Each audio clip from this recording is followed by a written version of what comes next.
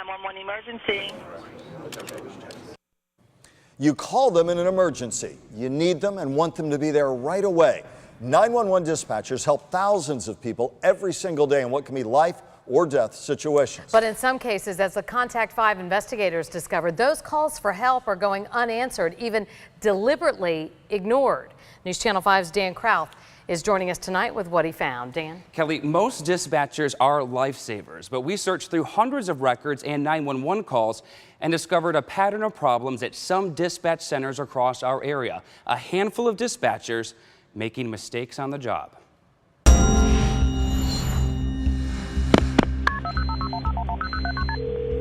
911, please fire our ambulance. They're our lifeline. Is she choking on it? In life-threatening situations. And there's blood everywhere. There's blood everywhere. When every minute counts. It's a matter of a person's life that's, in our hands. While many 911 dispatchers are honored for their work. Employee of the Year for Communications, Michelle Bates.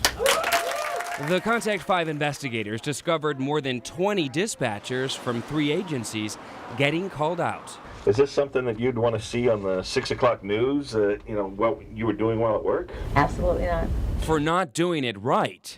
So if you don't know the street you're on, neither do I. But a police officer might. I don't need to explain my job to you, okay? Have a nice day, sir. Or not doing it at all. I can't find the dispatch anywhere, so nobody went. Oh, shit. That's not good. We found dispatchers downloading porn on the job, clicking more than 5,000 times on dating sites. Even a Boca Raton dispatcher caught on camera last summer snoozing on the job. Take a look. On the right-hand corner of the screen, she's leaning back, getting some shut-eye. And she's not the only one.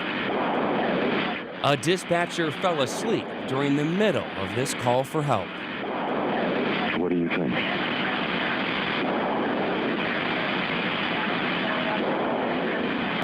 In Delray Beach, she's one of 4 dispatchers caught falling asleep on the job over a 4-year period, including a supervisor. He was laid back in the chair with his feet up. During a taped interview, co-workers said they had to wake him up. But I remember hearing him snoring off and on that morning.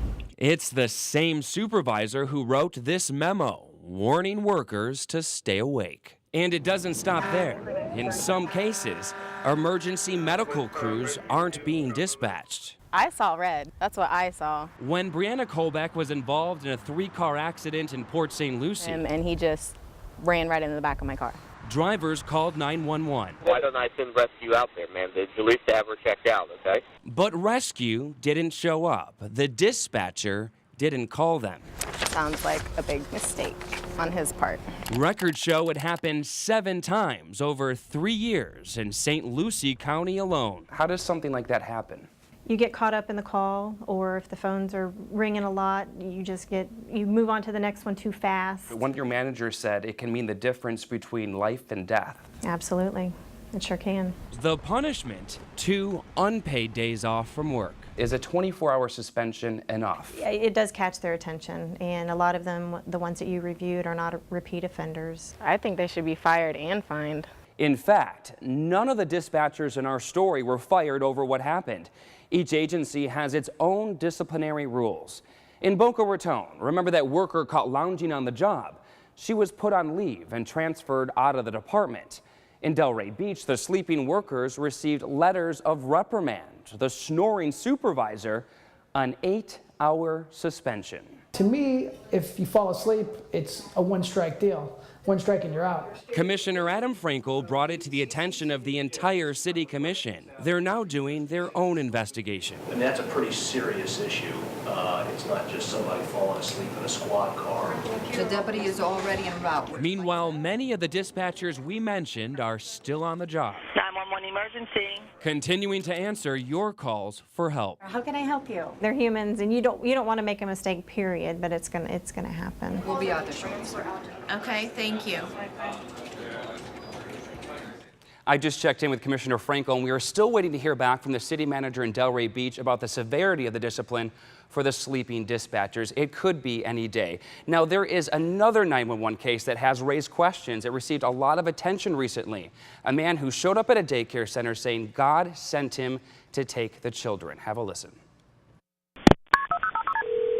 911 emergency. There's a homeless man who keeps coming here and telling us that God told him to come here.